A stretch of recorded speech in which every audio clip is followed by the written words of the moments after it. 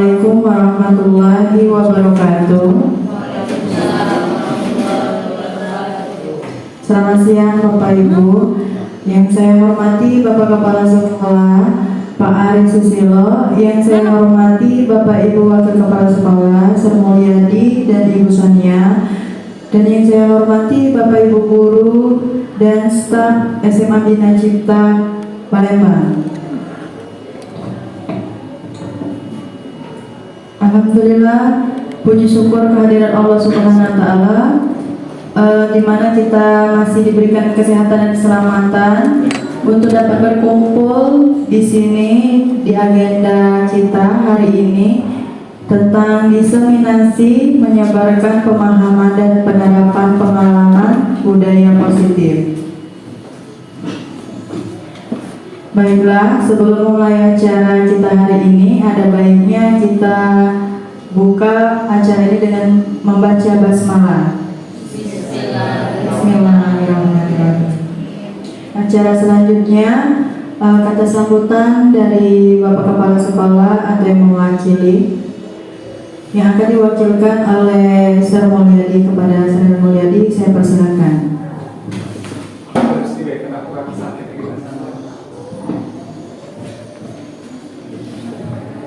Assalamualaikum warahmatullahi wabarakatuh. Alhamdulillah, puji syukur kita panjatkan kehadirat Allah Subhanahu wa Ta'ala, karena berkat dan ridhonya sehingga di pagi hari ini kita masih diberi kesehatan, kekuatan, kita bisa bersama berkumpul di ruangan ini dalam rangka memenuhi undangan Ibu Yusrika untuk berbagi ilmu apa yang Ibu Rika dapatkan selama Ibu Rika mengikuti guru penggerak. Dalam hal ini kami sangat antusias sekali karena mungkin beberapa guru seperti saya, mungkin guru lama sering mendapatkan metode-metode yang lama. Dengan seiringnya jalan perkembangan zaman, kita harus mau tak mau harus mengikutinya.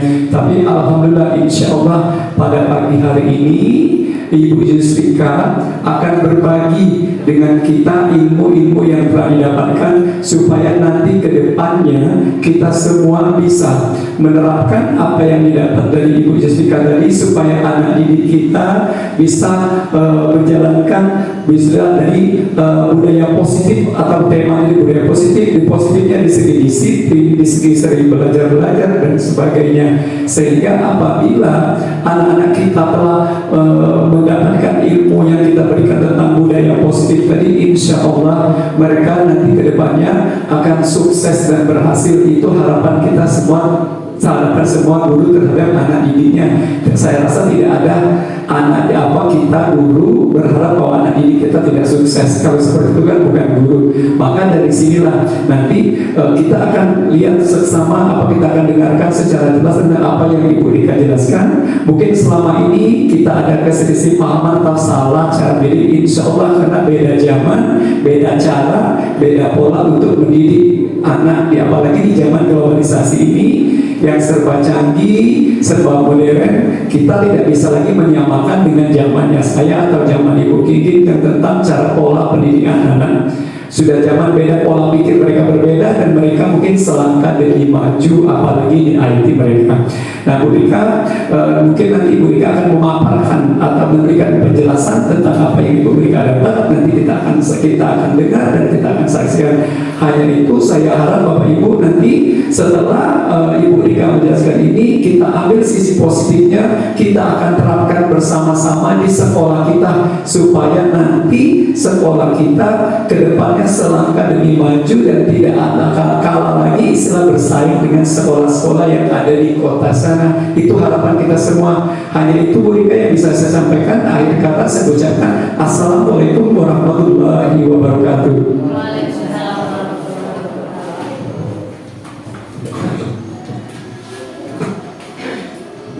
Baiklah, acara selanjutnya yaitu pemaparan diseminasi menyebarkan pemahaman dan penerapan pengalaman budaya positif yang akan disampaikan oleh Ibu Yusrika. Kepada Ibu Yusrika kami persilakan.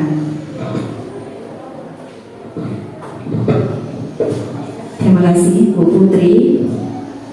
Assalamualaikum warahmatullahi wabarakatuh. Pertama-tama saya ucapkan terima kasih kepada Bapak dan Ibu yang sudah berkenan hadir menyempatkan waktunya di sela kesibukan untuk mengikuti diseminasi budaya positif. Ini adalah penimbasan dari ilmu yang sudah saya dapatkan di pendidikan guru penggerak angkatan 11. Saya berdiri di sini bukan bermaksud untuk menggurui Bapak Ibu, bukan juga saya bermaksud bahwa saya paham semuanya. Tapi di sini saya berdiri di sini bertujuan untuk saling mengevaluasi diri. Jadi apa yang sudah saya dapatkan selama pendidikan calon guru penggerak, saya informasikan ke Ibu.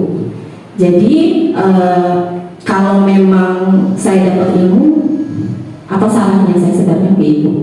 Jadi kita sama-sama maju, sama-sama memperbaiki sehingga bisa meningkatkan mutu pendidikan. Kemudian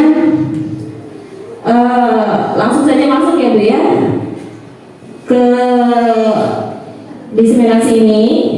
Jadi yang akan saya sampaikan di sini itu adalah tentang budaya positif. Apa itu budaya positif? Ya. Jadi sebelum kita masuk ke budaya positif, saya jelaskan dulu tujuan pendidikan. Nih, tujuan pendidikan menurut Ki Hajar Dewantara adalah menuntun segala kodrat pada anak agar mereka dapat mencapai segala keselamatan dan kebahagiaan yang setinggi-tingginya, baik sebagai manusia ataupun sebagai anggota masyarakat. Kita garis bawahi di sini ada kata menuntun. Menurut Bapak Ibu, menuntun di sini maksudnya apa?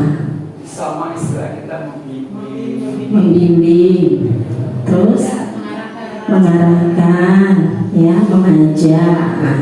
Jadi selama ini kita salah persepsi. Kalau saya selama ini mengatakan bahwa saya salah persepsi. Jadi setelah mengikuti guru penggerak, saya baru sadar tugas seorang guru itu hanya menuntun. Jadi guru itu diibaratkan, kata saya kemarin, seperti petani. Jadi murid itu seperti padi. Jadi kita sebagai guru, kita tidak bisa mengubah padi tadi menjadi jagung. Jadi tugas kita apa? Hanya merawat, kemudian memberikan pupuk, sehingga apa? Anak tadi menjadi lebih baik. Jadi kita tidak bisa mengubah karakter. Jadi mereka itu ada kodrat alam.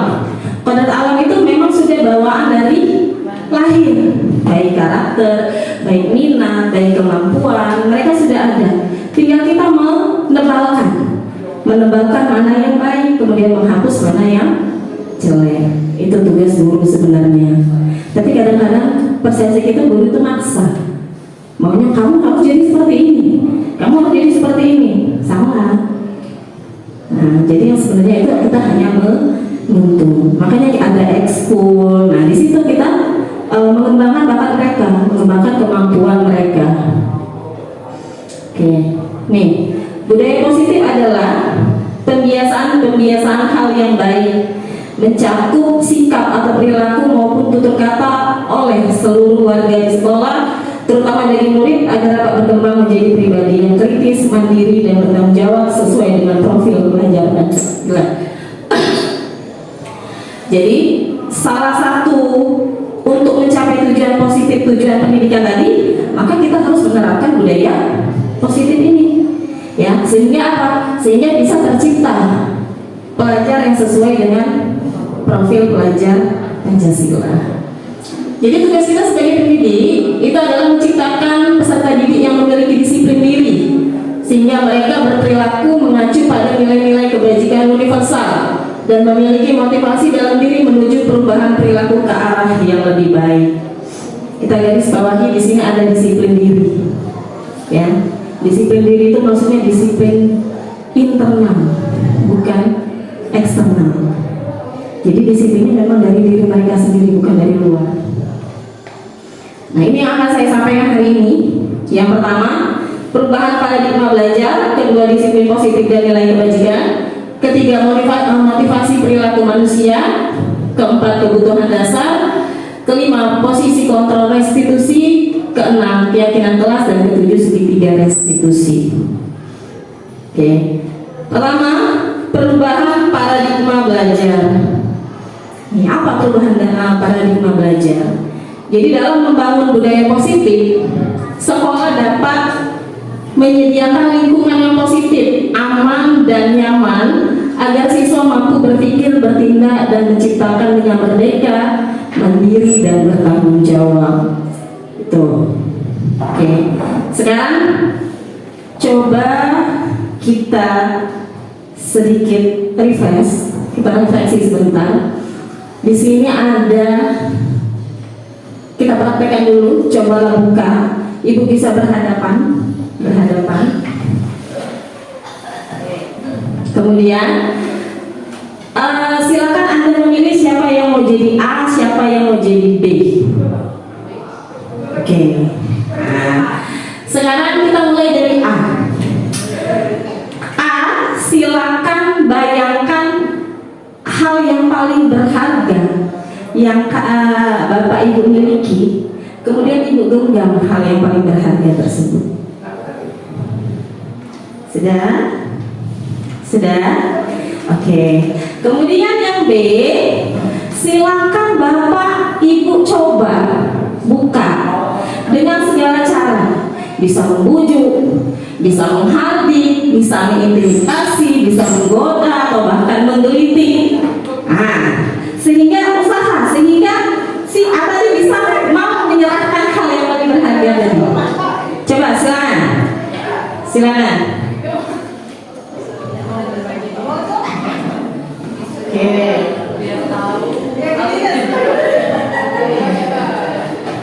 Silakan Ibu Wini. Silakan dibujuk atau dimarahin boleh. Tidak perlu dimarahi Ibu Yusrika, digosok-gosok, mungkin dia bisa memberikan sedikit apa yang ada di dalam genggamannya. Boleh?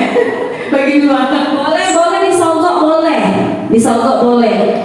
Dan diaduk juga terus Ibu. Rotinya boleh ya. Oke.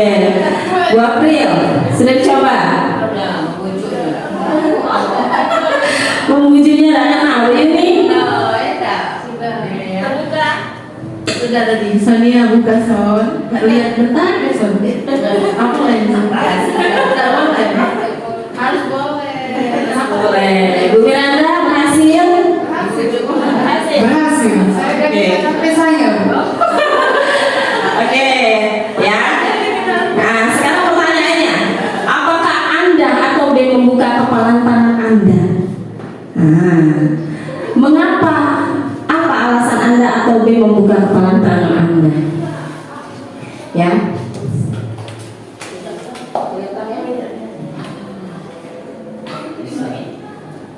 Pilihannya pasti ada dua.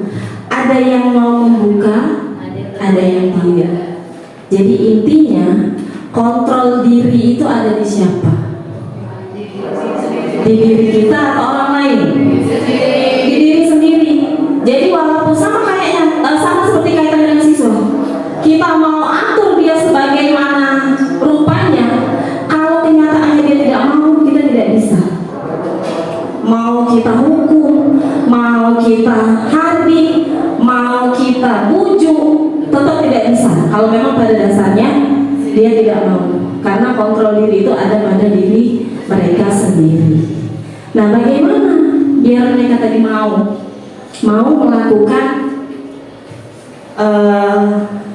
apa yang guru terapkan di sekolah dengan cara melakukan disiplin positif. Jadi disiplin positif itu memang disiplin dari dalam diri, bukan dari faktor eksternal. Itu. Nah, ini di sini ada paradigma. Nggak kelihatan. Yang pertama itu adalah ilusi guru mengontrol murid. Jadi kita kita itu berasumsi bahwa kita ini sebagai guru bisa mengontrol murid, padahal kenyataannya tidak bisa. Jadi pada dasarnya kita tidak dapat memaksa murid untuk berbuat sesuatu jikalau murid tersebut memilih untuk tidak melakukannya. Di depan kita dilakukan, tapi di belakang kita ya. Jadi selama ini ilusi kita tuh salah, persepsi kita salah. Bukan ngomong nih anak, kenyataannya kita tidak ada jam mereka berulah ya. Saya rasa seperti itu rata-rata ya. Yang kedua, ilusi bahwa semua penguatan positif itu efektif dan bermanfaat. Jadi penguatan positif di sini maksudnya bujukan ya. Penguatan positif atau bujukan adalah bentuk-bentuk kontrol segala usaha untuk mempengaruhi murid agar mengulangi suatu perilaku tertentu adalah suatu usaha untuk mengontrol murid tersebut. Dalam jangka waktu tertentu, kemungkinan murid tersebut akan menyadari. Jadi kita bujuk tiap hari, ayo nak berubah. Kelama-kelamaan mereka sadar, oh ini bukan diri saya yang sebenarnya ya. Kemudian yang ketiga, ilusi bahwa kritik dapat membuat orang merasa bersalah. Kenyataannya, menggunakan kritik dan rasa bersalah untuk mengontrol murid menuju pada identitas gagal. Jadi kita gagal kalau kita mengkritik murid, kalau kita menganggap kalau kritik itu bisa menjadi hal yang efektif untuk mengubah karakter seseorang. Kemudian yang keempat, ilusi bahwa orang dewasa memiliki hak untuk memaksa. Nah, sama seperti kita di rumah, bahwa kita sebagai orang tua, kenyataannya kita bisa memaksa anak, padahal kenyataannya tidak bisa.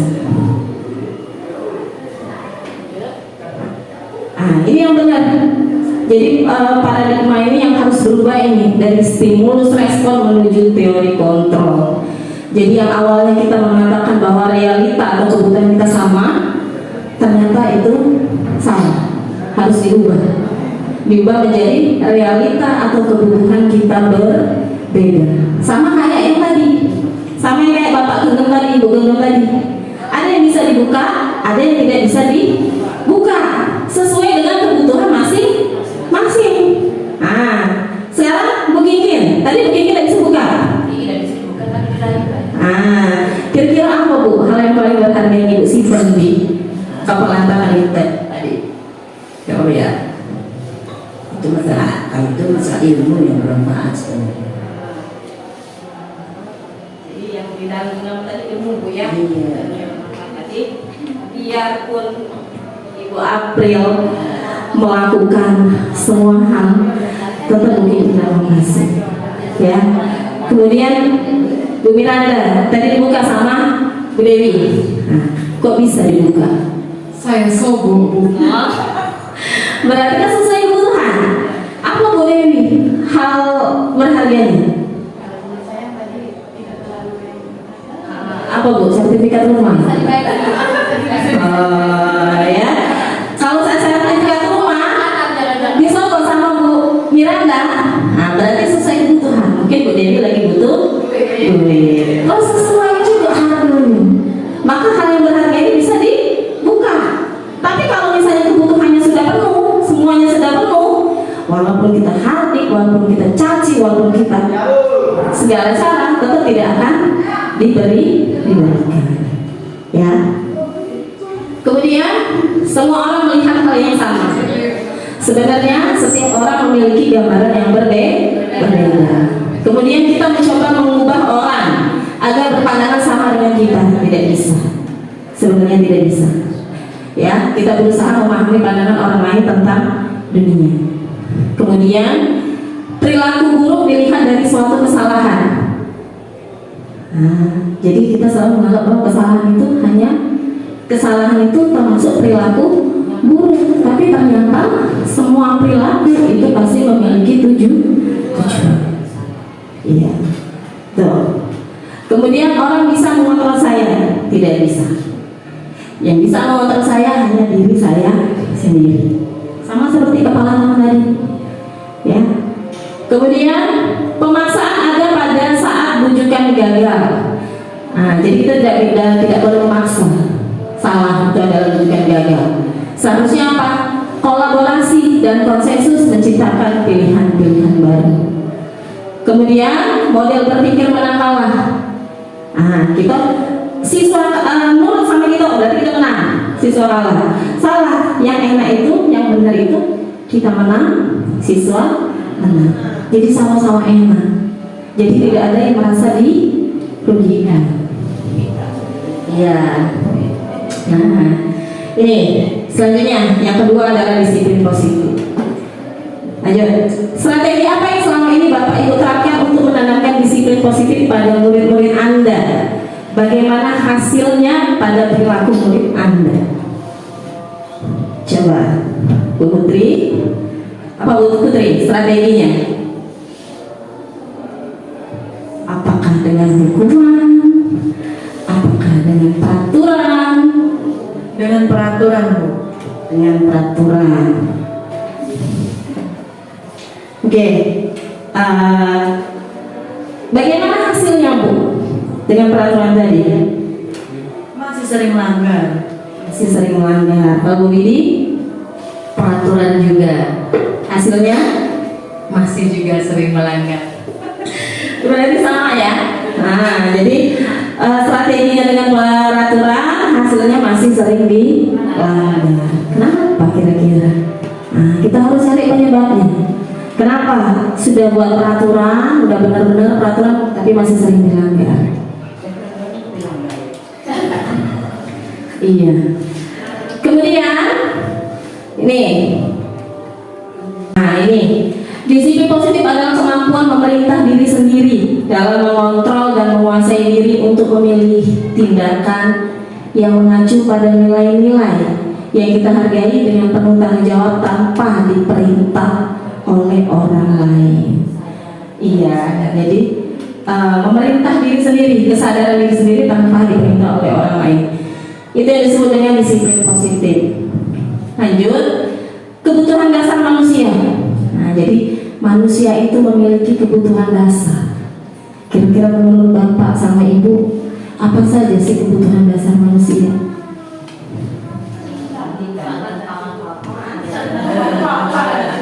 Ya, kalau dasar manusia untuk hidup ya sandang, pangan, papan. Tapi untuk pikiran berbeda-beda pastinya.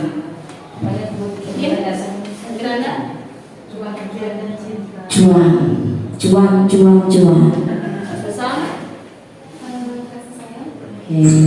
Kayaknya bosannya kurang kasih sayang. Jadi dia butuh kasih sayang ya. Karena kebutuhan orang kan beda-beda. Ada yang butuh uang, ada yang butuh kasih sayang. Oke. Nih, kebutuhan dasar manusia merupakan sesuatu yang kita lakukan untuk mendapatkan apa yang kita inginkan. Seluruh tindakan manusia memiliki tujuan tertentu. Tujuan tertentu ketika kita mendapatkan apa yang kita inginkan, sebetulnya saat itu kita sedang memenuhi satu atau lebih kebutuhan dasar kita. Jadi kebutuhan dasar itu ada 5.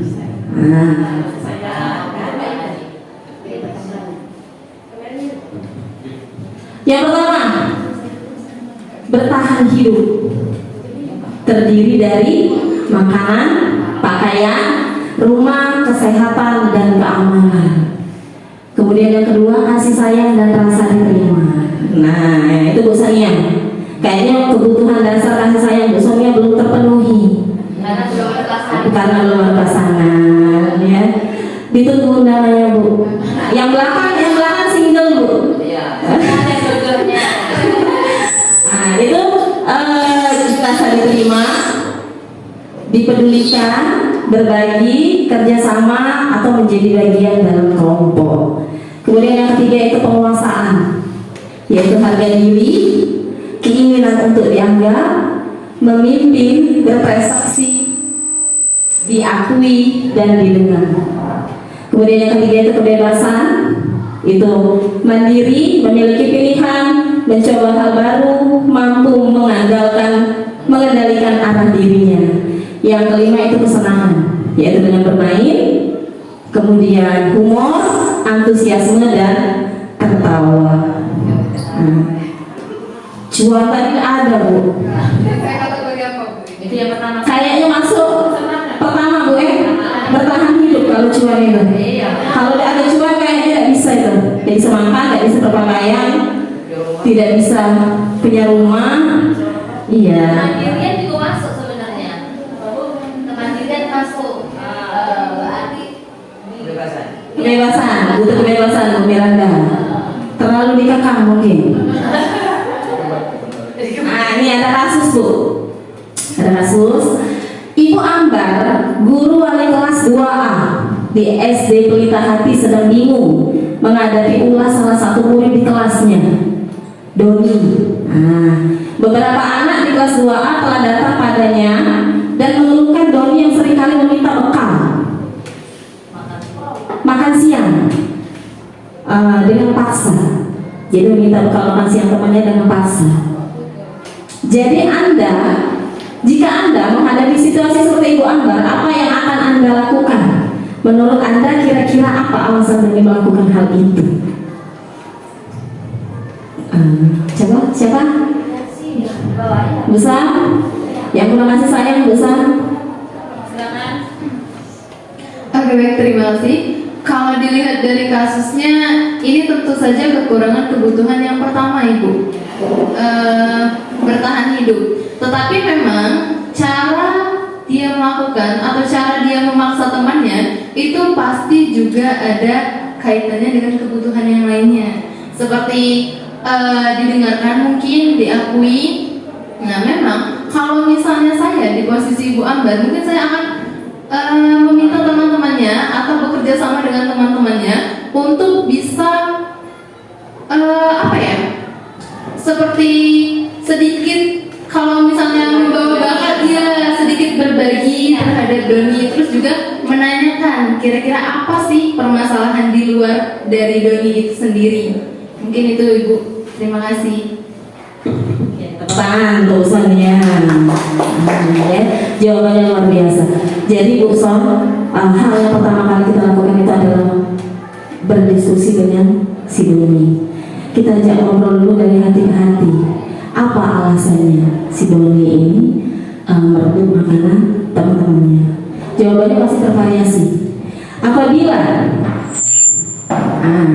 Apabila jawaban Doni ketika ditanya oleh Ibu Ambar, karena ia lapar, orang tuanya tidak membawakan bekal makan siang, maka kebutuhan dasar yang sedang dipenuhi oleh Doni adalah kebutuhan bertahan hidup. Ya, solusinya tadi, mungkin kita sebagai guru merendahkan hati, memberikan makanan, mungkin sedikit makanan untuk si Doni tadi, atau kita membuat program berbagi dengan teman-teman. Itu bisa menumbuhkan rasa saling tolong menolong. Ya. Nah, apabila jawaban Doni alasannya mengambil bekal temannya itu karena dia merasa senang, temannya jadi memperhatikan dia. Ketika temannya melaporkan tindakannya itu kepada guru, maka gurunya memberitahu orang tuanya, sehingga orang tuanya jadi memperhatikan dia. Maka kebutuhan dasar yang dipenuhi oleh Doni adalah kebutuhan kasih sayang dan rasa diterima. Kira-kira solusi kita sebagai guru apa? Bu Dewi? Apa Bu? Kira-kira kalau ada siswa yang kurang kasih sayang kayak Bu Sonia tadi, Mungkin kita bisa memanggil kedua orang tuanya. Sebenarnya bagaimana keseharian si Doni itu dalam sehari-hari, bagaimana tingkahnya dan bagaimana keadaan orang tuanya, dan kita bisa mencari solusi sama-sama dengan kedua orang tuanya gitu. jadi berkolaborasi dengan orang tua. Kemudian kita di kelas juga memberikan perhatian yang lebih. Kemudian yang ketiga, apabila jawaban Doni adalah dia merasa hebat karena temannya jadi takut dengan dia dan menuruti keinginannya, maka sebetulnya Doni sedang berusaha berusaha memenuhi kebutuhan dasarnya akan kekuasaan. Jadi solusinya apa kira-kira, Bu Mir? Ini pembina OSIS sepertinya tahu jawabannya.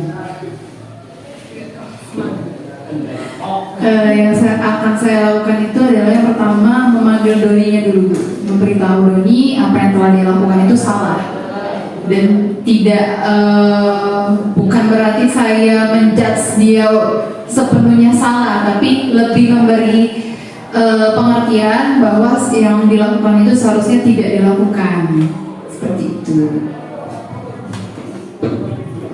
Jadi kembali lagi ya, berbicara dari hati ke hati. Solusinya biasanya kalau ada hal seperti ini, kita tugaskan dia menjadi ketua kelas. Jadi kan Tony? Iya Bu. Jadi kita harus kasih kira-kira kepercayaan bahwa dia bisa mengelola kelas, bisa mengatur teman-temannya. Itu.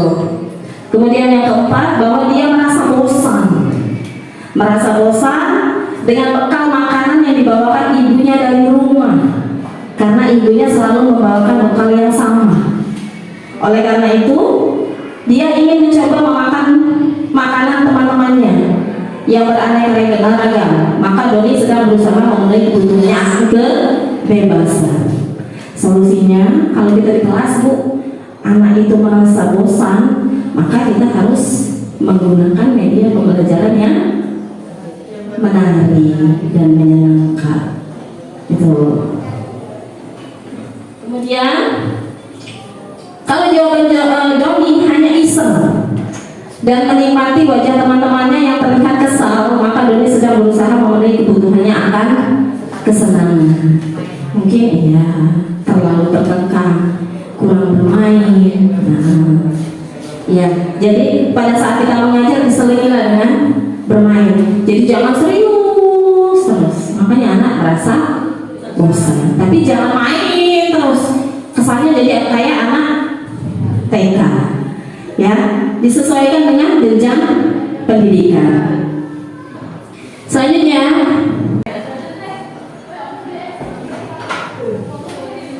udah mulai bosan ya Bapak Ibu ya, kita ice breaking sebentar, silakan berdiri, boleh ke sini. Nah, tapi kita harus semangat, semuanya harus bergerak biar tidak ngantuk.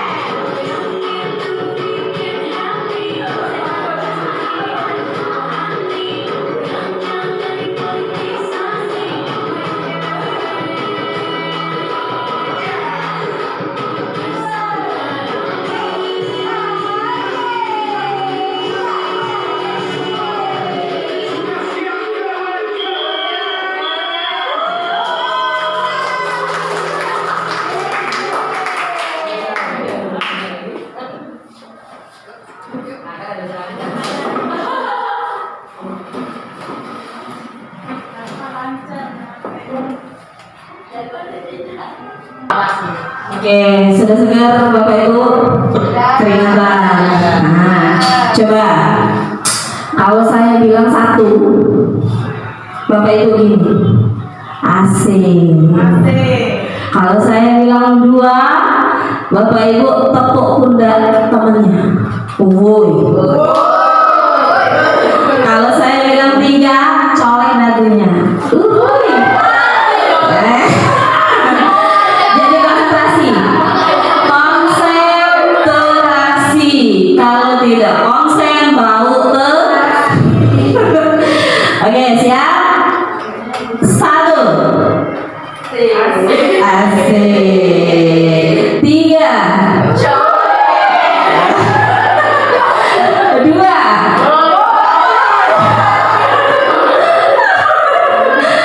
Oke, lanjut ya. Lanjut. Kemudian motivasi perilaku manusia. Jadi setiap apa yang manusia lakukan itu pasti ada motivasi. Nih. Iya. Jadi pertama ada motivasi ekstrinsik, itu dari luar. Jadi yang pertama itu untuk menghindari ketidaknyamanan atau hukuman. Ya, jadi siswa itu melakukan sesuatu pertama tadi untuk menghindari ketidaknyamanan dan hukuman. Yang kedua untuk mendapatkan imbalan atau penghargaan, mungkin dipuji sama gurunya, hebat kamu, ya anak paling baik, si Zaki anak baik. Nah ya, kemudian ada juga motivasi intrinsik, itu untuk menjadi orang yang mereka inginkan dan menghargai diri sendiri dengan nilai-nilai yang mereka percaya. Jadi menurut Bapak Ibu kira-kira motivasi yang baik itu yang mana? Motivasi intrinsik. Jadi kalau bisa, bukan kalau bisa sih, harus bisa. Siswa itu melakukan mengikuti peraturan itu karena memang ada motivasi intrinsik, bukan karena takut hukuman atau bukan karena menginginkan penghargaan. Menurut Bapak Ibu, dari ketiga motivasi tadi, motivasi manakah yang saat ini paling banyak mendasari perilaku murid-murid kita di sekolah? Ekstrinsik atau intrinsik? Ekstrinsik. Oke, coba jelaskan Bu. Yang tadi, yang pertama itu unsur ekstrinsik ya, biar tidak dihukum. Ya, yang kedua biasanya karena iming-iming. Iming-imingnya apa Bu? Kalau boleh tahu? Biasanya berupa nilai tambahan ataupun misalnya apa ya? Beli makanan. Ketahuan berarti ya, rahasia Bu Widi ya. Berarti kalau anaknya nurut, tanda tanya besar. Berarti kalau nggak dihukum ada sogokan. Nah ini hukuman, konsekuensi dan restitusi. Jadi kalau hukuman itu tidak terencana, tiba-tiba. Kemudian murid tidak tahu apa yang akan terjadi. Kemudian bersifat satu arah. Jadi murid yang melakukan kita yang memerintah, tidak ada kesepakatan. Ya, kemudian berupa hukuman fisik atau psikis, itu hukuman. Sedangkan konsekuensi itu terencana dan disepakati sesuai peraturan. Kemudian murid tetap dibuat tidak nyaman.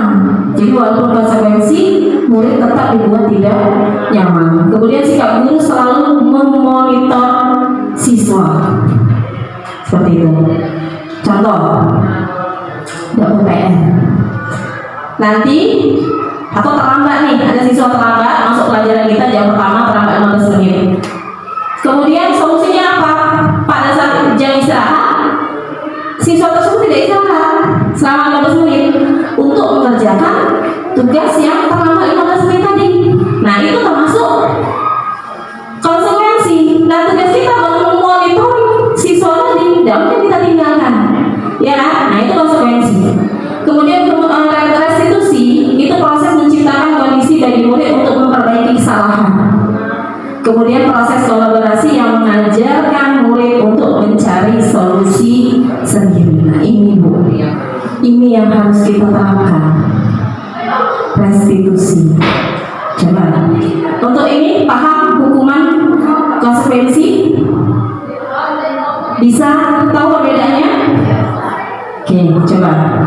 Lari mengelilingi lapangan basket 2 kali karena terlambat hadir di sekolah. Itu kira-kira hukuman atau konsekuensi?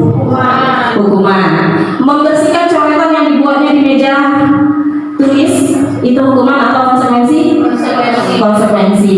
Kemudian guru diminta untuk push up 15 kali karena tidak menggunakan masker ke sekolah. Hukuman. Menggantikan kertas tugas temannya yang ia coret. Konsekuensi. Berjemur di lapangan basket pukul 12 siang karena mengobrol dengan teman. Hukuman. Berarti sudah paham ya konsekuensi dengan hukuman. Nah, ini 5 posisi kontrol. Kita saling evaluasi diri, kira-kira posisi kontrol yang mana yang biasa kita lakukan. Jadi 5 posisi kontrol guru itu ada 5 posisi kontrol guru. Yang pertama sebagai penghukum, yang kedua pembuat merasa bersalah, yang ketiga teman, yang keempat pemantau, yang kelima manajer. Kira-kira Bapak Ibu termasuk yang mana? Tipe guru yang mana?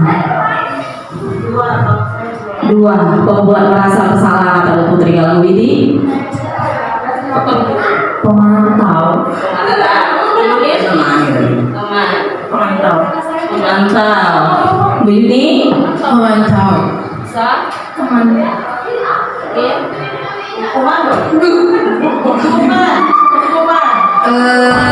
Satu dan tiga. 1 dan 3 penghukum dan teman. Bu Dewi? Pemantau. Pak Yuda? Sebagai teman. Kalau saya kadang 1, kadang 2, kadang 3, kadang 4, kadang 5, tergantung situasi. Ya, nah ini jadi kita saling koreksi Bu, saling evaluasi diri. Salah tidak sih sebenarnya saya ini? Kalau saya pribadi saya salah. Selama ini saya salah. Nih, tipenya penghukum. Kalau penghukum itu selalu saja, kalimatnya nih ya. Selalu saja kamu ini tidak buat tugas rumah. Sana berdiri di depan kelas sampai jam istirahat. Buat tugas yang ibu berikan atau awas kamu kamu selalu saja tidak buat tugas. Ya, itu biasanya menghukum kalimatnya seperti itu. Berdiri, awas kalau tidak buat tugas minggu depan. Itu biasanya penghukum.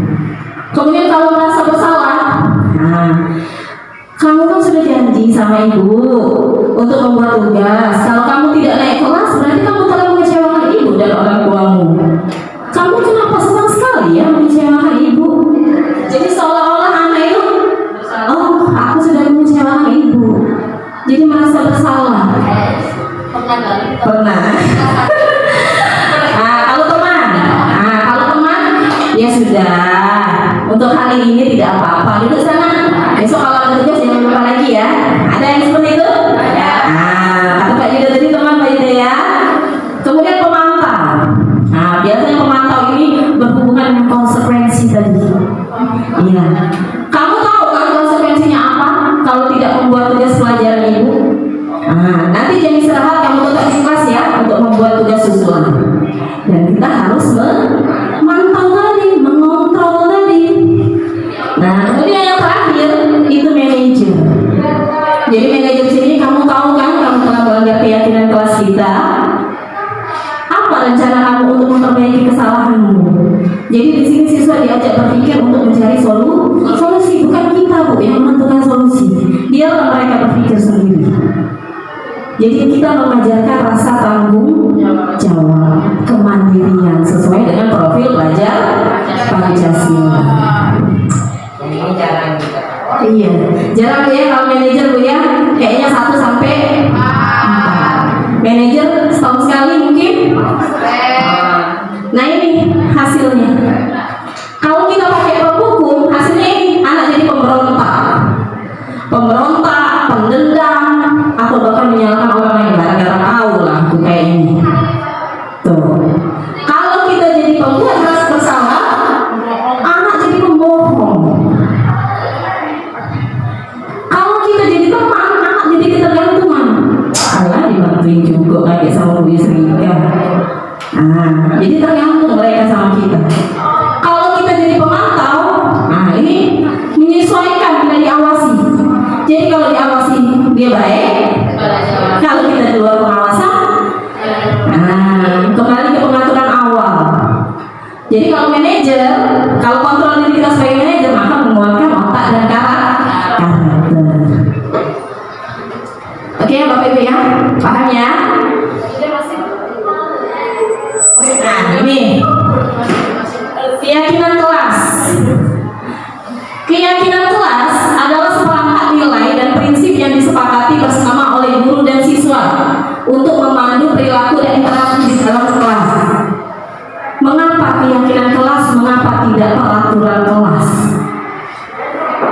Bu April. Kenapa Bu April? Kenapa tidak peraturan kelas? Kenapa harus keyakinan kelas? Kalau menurut saya untuk keyakinan kelas itu kita itu harus membuat kesepakatan antara guru dan murid. Apakah bisa ditoleransi sama murid itu atau enggak? Kenapa sih kalau bukan peraturan kelas? Kalau menurut saya, kalau peraturan kelas itu sebenarnya kalau yang saya lihat itu harusnya dilakukan sama wali kelas ya, dan juga itu tergantung oleh wali kelasnya masing-masing gimana sih Pak? Gitu. Terima kasih Bu April ya. Jadi benar yang dikatakan Bu April, kalau keyakinan kelas itu kesepakatan. Jadi sudah disepakati oleh seluruh warga kelas, baik siswa ataupun guru. Tapi kalau peraturan kelas itu yang buat siapa? Gurunya. Iya. Biasanya ada prinsip, ada kalimat yang mengatakan peraturan itu untuk dilanggar. Ya. Jadi next ke depannya, terutama untuk wali kelas, coba dibuat keyakinan kelas, jangan peraturan kelas. Ya, yang memang disepakati oleh seluruh warga kelas. Bagaimana caranya? Bagaimana caranya? Pertama, mempersilahkan warga sekolah bercurah pendapat tentang peraturan yang perlu disepakati. Jadi silakan anak-anak, kira-kira peraturan apa yang akan kita sepakati? Pasti anak-anak bilang, Bu, jangan saling menghormati, Bu, jangan datang terlambat, Bu, misalnya saling menghargai. Pasti pendapat anak itu banyak. Kalau udah dapat, mencatat semua masukan tadi.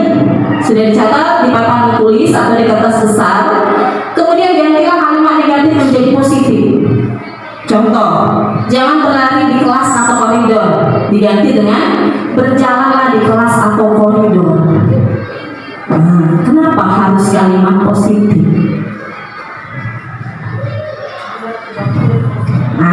Ya, biasanya kalau kalimat negatif itu tambah dilakukan. Jangan buka link ini. Penasaran? Isinya.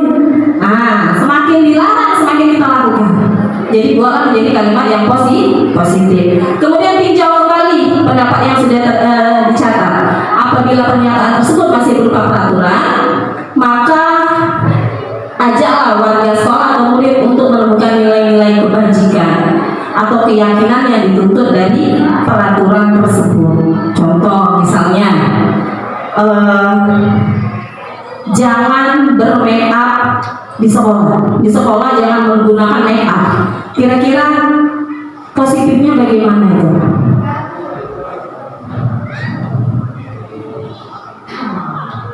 Berpenampilan sederhana, ya. Jangan mengganggu, jangan mencontek, apalagi saling menghormati, saling menghargai.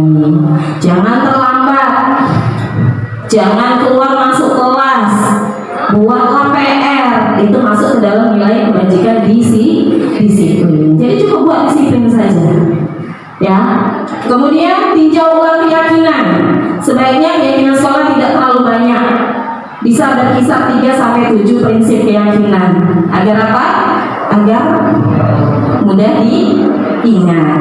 Kemudian setelah selesai, maka warga murid dipersilakan meninjau ulang dan menyetujui keyakinan kelas tersebut. Ditanda tangan. Jadi selesai, ada lagi mau ditambahkan? Tidak ada. Silakan mereka tanda tangan sendiri. Kemudian keyakinan sekolah kelas bisa diletakkan di kelas yang mudah dilihat semua warga. Itu gitu ya. Jadi nanti pada saat mereka langgar, kenapa dilanggar?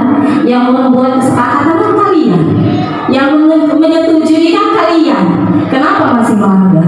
Jadi mereka berpikir, oh iya benar, tapi kalau kita buat peraturan pasti dilanggar ya. Jadi yang baik itu adalah membuat keyakinan ke kelas. Oke, terakhir. Nah, ini segitiga restitusi. Mungkin baru kali ini kita dengar sama. Saya juga baru dengar. Baru selesai. Hari ini modul ini baru selesai. Jadi segitiga restitusi itu adalah proses menciptakan kondisi bagi murid untuk memperbaiki kesalahan mereka sehingga mereka bisa kembali pada kelompok mereka dengan karakter yang lebih kuat. Restitusi juga adalah proses kolaboratif yang mengajarkan murid untuk mencari solusi untuk masalah dan membantu murid berpikir tentang orang seperti apa yang mereka inginkan dan bagaimana mereka harus memperlakukan orang lain. Nih.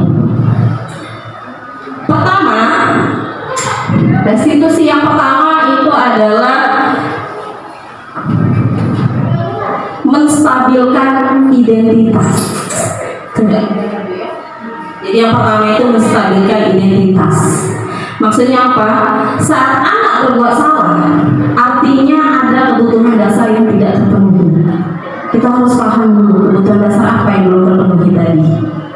Ya. Langkah ini bertujuan untuk mengubah orang yang gagal karena berbuat kesalahan menjadi orang yang sukses. Saat dalam kondisi emosional, otak tidak akan mampu berpikir rasional. Maka pada tahap inilah guru berupaya menstabilkan identitas anak sehingga bisa lebih tenang dalam mencari solusi untuk menyelesaikan masalah. Jika kita mengkritiknya, maka akan tetap membuatnya dalam posisi gagal. Jadi yang pertama itu kita buat aman dan nyaman. Ya, biasanya kalimat apa yang digunakan? Tidak apa-apa, tidak ada manusia yang sempurna. Kemudian apa?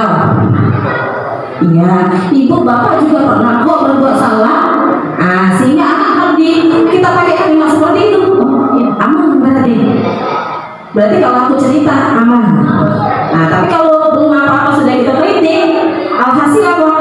Anak pasti mencari alasan untuk berbohong. Jadi buat dulu anak merasa aman dengan menstabilkan identitas. Kamu berhak kok melakukan itu, atau yakinlah kamu bisa menyelesaikan ini. Itu yang pertama. Yang kedua, itu validasi tindakan yang salah. Guru berupaya memahami kebutuhan dasar yang melatar belakangi anak berbuat kesalahan.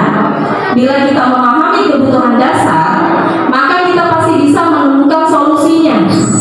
Mengacu pada teori kontrol, segala tindakan manusia pasti mempunyai maksud atau tujuan tertentu. Jadi, contoh kalimatnya, kamu pasti punya alasan kan melakukan ini. Atau padahal kamu bisa melakukan yang lebih buruk dari ini ya. Kamu boleh mempertahankan sikap itu, tapi kamu harus menambahkan sikap yang baru. Jadi kita akui kesalahan dia, tapi dengan satu syarat, bukan membenarkan hal yang salah, tidak ya, menyatakan bahwa setiap tujuan itu, setiap hal yang dilakukan pasti memiliki tujuan, karena ada kebutuhan dasar tadi yang tidak terpenuhi. Udah selesai. Ketiga, langkah 1 dan 2 sukses dilakukan anak, maka anak akan siap dihubungkan dengan nilai-nilai yang ia percaya. Kemudian ia berpindah menjadi orang yang ia inginkan. Guru perlu menanyakan tentang kehidupan ke depan yang anak inginkan. Saat mereka sudah menemukan gambarannya, guru perlu membantu mereka untuk fokus pada masa depan idealnya tersebut. Contoh kalimatnya, kira-kira keyakinan kelas apa yang kamu langgar? Pasti dia jawab, oh bu, saya tidak menghargai teman saya. Oh bu, saya tidak menghormati teman saya. Ya.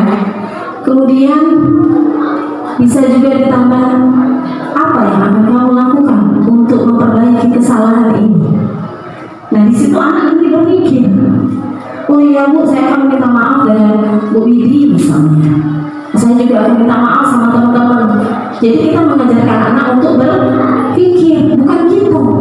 Terus engkau misalnya, bersihkan halaman misalnya, ya itu termasuk hukuman. Biarlah anak yang memikirkan solusi dari permasalahan mereka sendiri, ya.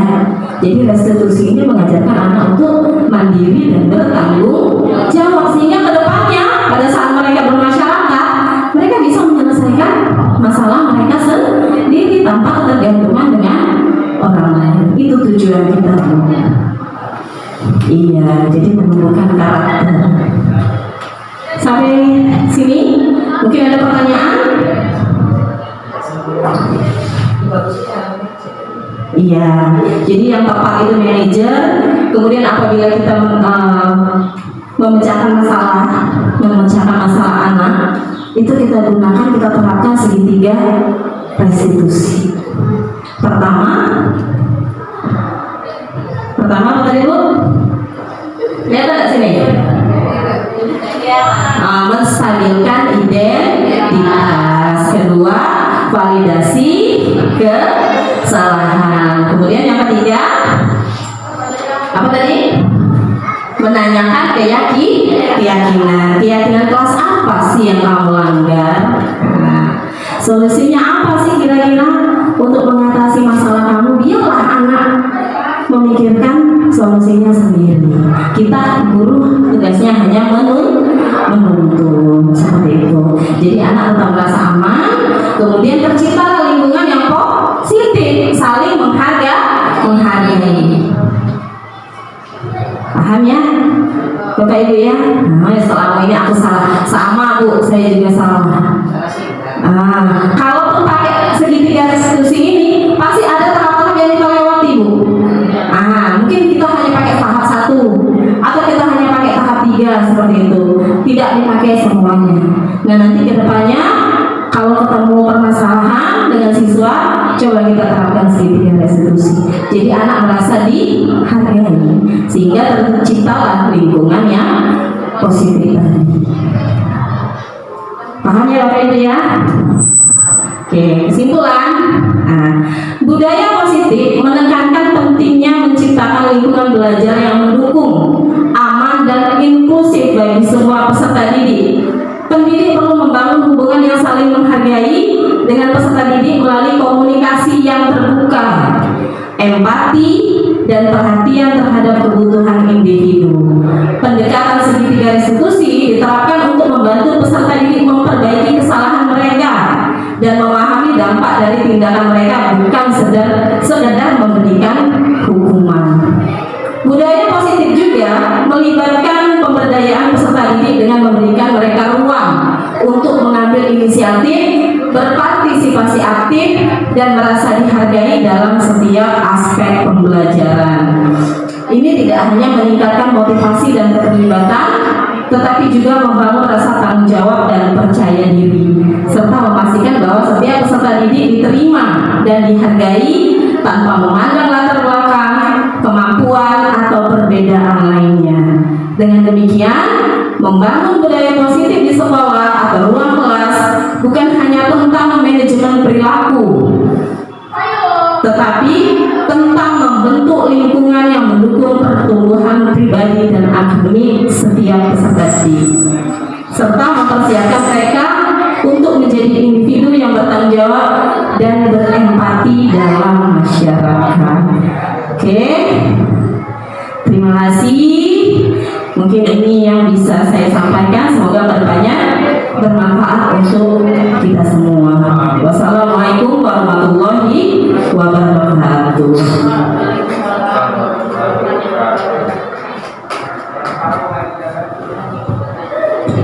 Baik Bapak Ibu, itulah pemaparan dari Ibu Yusrika. Dari Bapak Ibu ada yang mau bertanya, kami persilakan.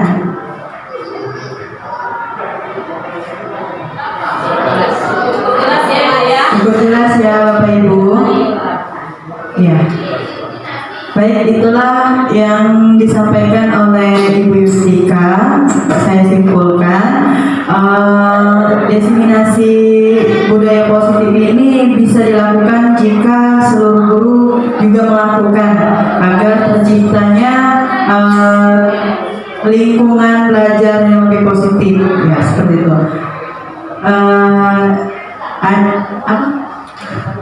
Akhir kata saya akhiri, wassalamualaikum warahmatullahi wabarakatuh.